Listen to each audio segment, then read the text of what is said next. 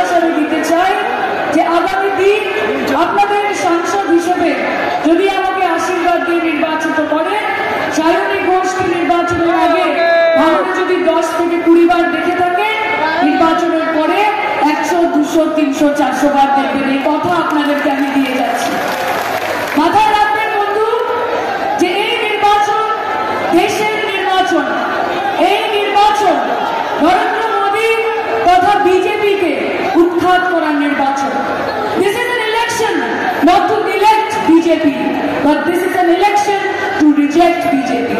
বিজেপিকে ভোট দেওয়ার নয়, বিজেপিকে না ভোট দেওয়ার নির্বাচন। আর এখানে যারা রয়েছে, যারা বড় বড় কথা বলেছে এবং বিগত 3 বছরে মা-মাটি মানুষের জন্য কোনো কাজ করেননি, তাদের জামানত বাজেয়াপ্ত করবে এই ভাঙড়ের মানুষ। আমি আবার বলতে চাই যে ये सर कटेगा लेकिन झुकेगा नहीं, नाम है तृणमूल कांग्रेस, रुकेगा नहीं, रुकेगा नहीं, रुकेगा नहीं। আজকে আমাদের মধ্যে যিনি উপস্থিত হয়েছে, তার ভালোবাসা, তার আশীর্বাদ এবং যেরকম ভাবে সকাল থেকে রাত অব্দি প্রত্যেকটি প্রার্থীর জন্য উনি প্রচারে বেরিয়েছেন, তার জন্য আমরা অত্যন্ত কৃতজ্ঞ। আমরা দাদাকে কথা দিচ্ছি যে we will not let you down। ভাঙড়ের মানুষ তথা গোটা পশ্চিমবঙ্গের মানুষ তাদের রক্তের শেষ বিন্দু অব্দি পশ্চিমবঙ্গে বাঁচানোর চেষ্টা করবে। এখান থেকে বলে যাই, একটা ছোট্ট এক্সাম্পল আপনাদেরকে দিচ্ছি, একটা ছোট্ট উদাহরণ। দেখবেন রাস্তায় যখন যান একটা সিগন্যাল থাকে, ট্রাফিক সিগন্যাল দেখেছেন তো? দেখেছেন তো ট্রাফিক সিগন্যাল রাস্তার উপর দেখেছেন? সেখানে দেখবে একটা লাল আলো আছে। যেই লাল আলোটা যখন জ্বলে তখন সবকিছু থেমে যায়। সেই লাল আলো হচ্ছে সিপিএম, অর্থাৎ সিপিএম মানে থেমে যাওয়া। তার পাশেই দেখবেন মায়েরা যে একটা কমলা আলো আছে। সেই কমলা আলো দপদপ দপদপ দপদপ করে জ্বলে। সেই কমলা আলো হচ্ছে বিজেপি। তার মানে যে ধীরে যাও, ধীরে যাও, ধীরে যাও। আর তার পাশেই জ্বলে একটা সবুজ আলো, সেটা হচ্ছে তৃণমূল। আর যখন ওই আলো জ্বলে তখন শুধু এগিয়ে যাও, এগিয়ে যাও, এগিয়ে যাও, সামনে তাকাও, থেমো না, ভয় পেও না, মাথা উঁচু করে বাঁচো আর বলো লড়াই, লড়াই, লড়াই চাই। বলো লড়াই, লড়াই, লড়াই চাই। বলো লড়াই, লড়াই, লড়াই চাই। রাজ্য কমিটির অন্যতম সাধারণ সম্পাদক এবং বিধায়ক সৌগত মোল্লা সহ আমাদের মধ্যে বিধায়কগণরা উপস্থিত রয়েছেন। ফিরদৌসী বেগম, বিভাস সরকার, লামদি মৈত্র সহ জেলা পরিষদের সকল কর্মকর্তা, জেলা পরিষদ মেম্বার, পঞ্চায়েত সমিতির সকল সদস্য, জেলা পরিষদের মেম্বার সহ সর্বস্তরে নির্বাচিত জনপ্রতিনিধি, দলীয় পদাধিকারী, আমি সকলকে একযোগে আমার একসাথে প্রণাম, কৃতজ্ঞতা, সালাম, অভিনন্দন জানাচ্ছি। এই মাঠে যারা এসে আজকের সভাকে আমাদের সকলের প্রিয় প্রার্থী সায়নী ঘোষের সমর্থনে জনসভাকে সার্থক সফল করেছেন এবং তাকে আগাম আশীর্বাদ জানিয়েছেন।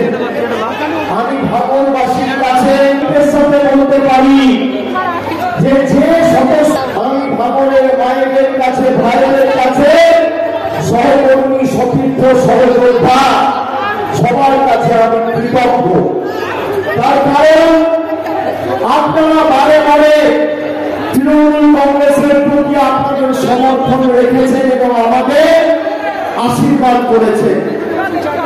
দক্ষিণ 24 পরগনা জেলা আমাদের সকলের কর্মভূমি। মমতা বন্দ্যোপাধ্যায় তার রাজনৈতিক জীবন শুরু করেছিল এই যাদবপুরের মাটি থেকে। খাতায় কলমে 1998 সালের 1 জানুয়ারি আমাদের দল প্রতিষ্ঠিত হয়েছিল, কিন্তু তারও 14 বছর আগে 1984 সালে এই যাদবপুরের মাটি থেকে বাংলার অগ্নিকন্যা মমতা বন্দ্যোপাধ্যায় তার রাজনৈতিক লড়াই শুরু করে আপনাদের আশীর্বাদকে সমর্থনকে পাথেয় করে পথ চলার প্রেরণা করে সিপিএম এর বর্ষিয়ান কাপুকে সোমনাথ বাবুকে হারিয়ে প্রথমবার সাংসদ হয়ে গেছিলেন। এই ভূমি এই মাটি আমাদের প্রাণের থেকেও প্রাণের চেয়েও প্রিয় মাটি। আর দক্ষিণ 24 পরগনার ভাঙন দক্ষিণ 24 পরগনার পুলিশ নিয়ন্ত্রণ করে না, মমতা বন্দ্যোপাধ্যায় কলকাতার পুলিশ আজকে আপনাদের সুরক্ষা দিচ্ছে, আপনাদের পাশে রয়েছে। যে কলকাতা পুলিশকে স্কটল্যান্ড ইয়ার্ডের সাথে তুলনা করা হতো, আজকে সেই কলকাতা পুলিশ তার আওতায় ভাঙড়কে নিয়েছে। ভাঙড়ের সার্বিক পরিস্থিতি আইন শৃঙ্খলা এবং যাতে আগামী দিনে সংহতি 11,000 ভোটের ব্যবধানে জিতিয়েছিলেন। 2021 সালে ভুল প্রচারের কারণে আপনারা কিছু লোক একদম আশা আকাঙ্ক্ষা নিয়ে ধর্মের উস্কানিতে পা দিয়ে ফাঁদে পড়ে যাকে নির্বাচিত করেছিলেন 3 বছর ধরে সে বিজেপির বি টিম হয়ে কাজ করছে, আপনারা দেখেছেন।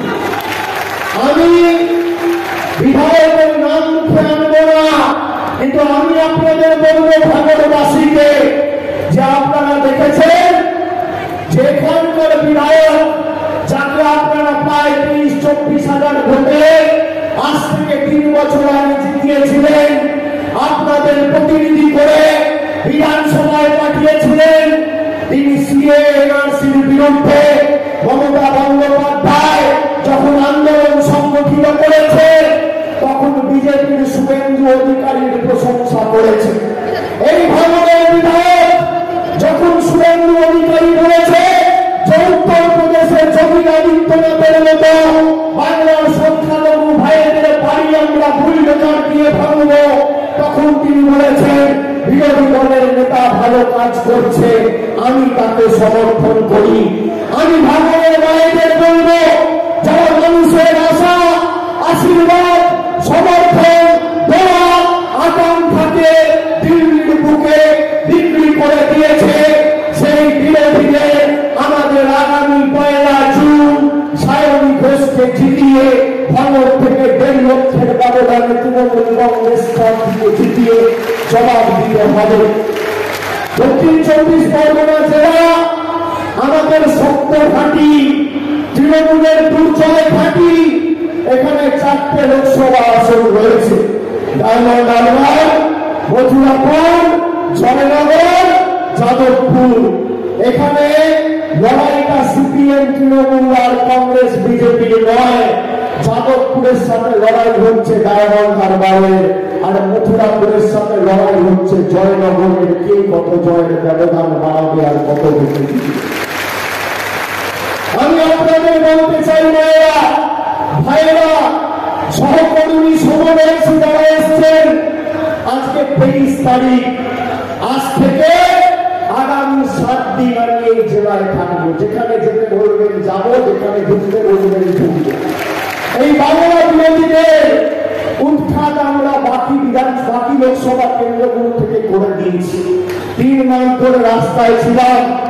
গতকাল অব্দিও আমরা জঙ্গলমহলের কর্মসূচিতে একদিকে পূর্ব মেদিনীপুরের তমলুক নন্দীগ্রামে সভা করেছি, অন্যদিকে পশ্চিম মেদিনীপুর, দিকে ঝাড়গ্রাম লোকসভার শালবনীতে সভা করেছি। গত 3 মাস ধরে আমরা রাস্তায় আমরা মানুষের চোখের মুখের ভাষা বুঝি। যে উৎসাহ উদ্দীপনা আমি মানুষের চোখে মুখে লক্ষ্য করেছি, আপনারা আমার কথা রেকর্ড করে রাখুন।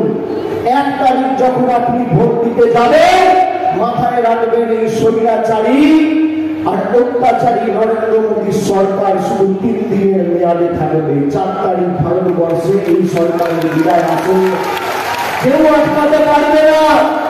মানুষ সিদ্ধান্ত নিয়ে নিয়েছে, মনস্থির করে ফেলেছে যে আগামী দিন এই জনবিরোধী বিজেপির কেন্দ্রের সরকারকে ঝেঁটিয়ে বিদায় করে বাংলার মানুষের সমর্থন নিয়ে মমতা বন্দ্যোপাধ্যায় আগামী দিন দিল্লির বুকে যে সরকার তৈরি হবে, তাতে যাতে বাংলার নির্ণায়ক শক্তির ভূমিকায় থাকে, সেটা আমরা সুনিশ্চিত করব। আমরা সুনিশ্চিত করব যে আগামী দিন যারা সাম্প্রদায়িক